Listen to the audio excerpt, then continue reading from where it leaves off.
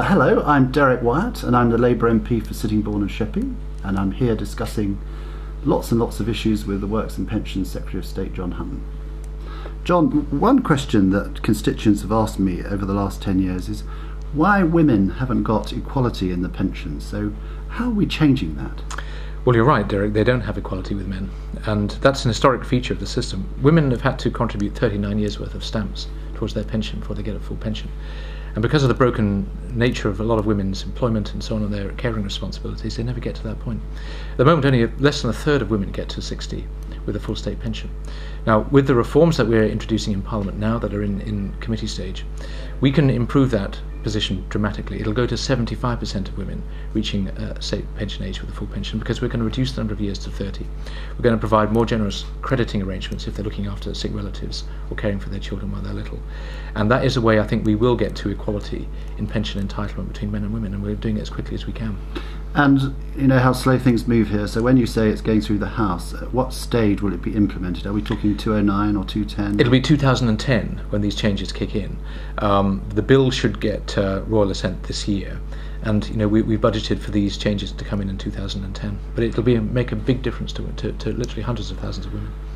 I've been a regular visitor to Works and Pensions over the last 4 years, holding the flag of the ASW people in Sheerness, and we've run a pretty successful campaign, moving from 400 to 2.3 billion, but still I get, even today, emails saying, why can't you pay out the whole thing? And we've got the court case decision, I think, on the 7th of February. So where are we, and why can't we pay 100%? Well, we had a ruling from the European Court last week, Derek, as you know, which looked at all of these issues.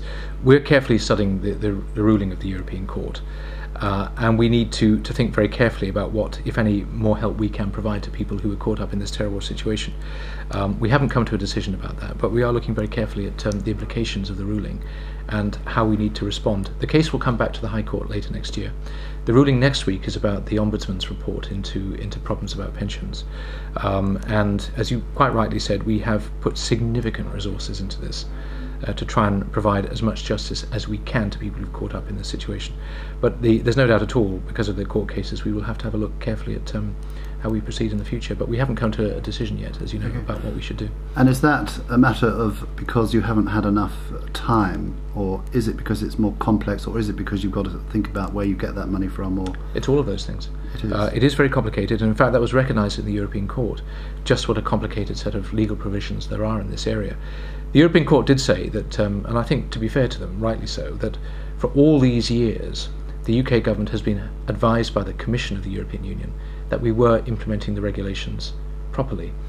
They changed their mind last year, but through all this period of time, both this period of government for the Labour and for the Conservatives before that, we were doing the right thing in the way we'd put our laws together. Now, we have to consider what this means. There is clearly an implication for taxpayers' money, which we've got to treat responsibly.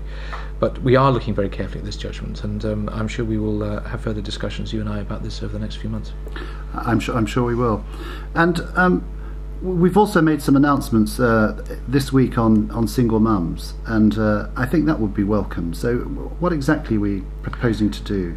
Well, at the moment we've got nearly 750,000 lone parents who are on income support bringing up their children, and at the moment we don't ask anything of them until their youngest child is 16.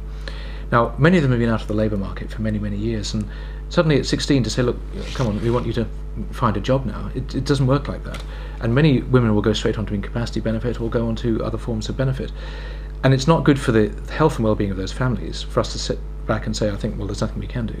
So what we want to do is encourage more lone parents to get back into work more quickly. We're spending a very large amount of money in providing affordable, quality childcare for families. There are plenty of jobs in the southeast and London, but we're not doing enough to help lone parents get those jobs. So this will be the government doing more to help lone parents, but expecting more in return. And we will have to have a proper debate both in Parliament and in the country as a whole, I think, over the next few months about precisely what changes we want to make to the system. But I say very strongly that the current system is not sustainable. I think it's bad for families and children, bad for taxpayers and the economy too. I mean, 16 years to think that the computer was the size of this room that we're in, and seeing the change there. So is there some educational credit system that we could bring in or help? Or so well, how will we actually we have a upskill them? Well, we do spend a lot of money on training and skills development and so on. And we have the New Deal for lone parents as well. And it's been a tremendous success. We've actually got now, for the first time, over 1 million lone parents in work. And we've had a very significant increase in the employment rate for lone parents. But I'm just not satisfied that we're doing enough. And yes, part of this will be about more skills, more training, more help and support, and we need to look at how we can provide that. But we'll need to do that. And then I think in return, I think we should say we will need to say to lone parents, look, we expect you to engage with that help and support, because it's the right thing for you and your families to get back to work as quickly as possible. And I can say that with some personal experience, because that was how I was brought up. And the one thing that changed my life and turned our opportunities around as a family was when my mum got back into work. And we'd go on holiday. We could do the things that all my mates were doing and everything else. We started to join the mainstream. And I think if we believe in social cohesion and a strong society, then we've got to do more to help lone parents. Okay, and I've had so many thank you letters from pensioners who are on pension credit. People who said, I've never had a holiday and I'm ringing you from Paris, or I always wanted to go to Blackpool Good. and I never went, and then my wife and I have taken the coach and we're there. And Fantastic. Another pensioner saying, I never thought I'd ever get a new carpet, and so on. But I've also had some pensioners say, this is not fair. I've worked hard too and I'm out of the system. So in the longer term, how do you see the pension market moving?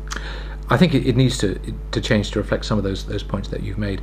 I mean, I think looking back over the last 10 years, it was absolutely the right thing to do, to target all the extra help that we could on the poorest pensioners, because pensioner poverty was a disgrace in our country 10 years ago.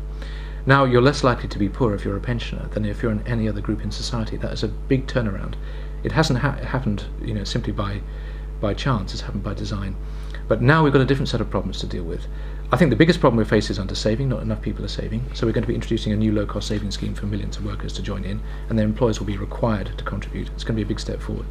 We're going to take as much means testing as we can out of the state pension system by making the state pension more generous, linking it to earnings.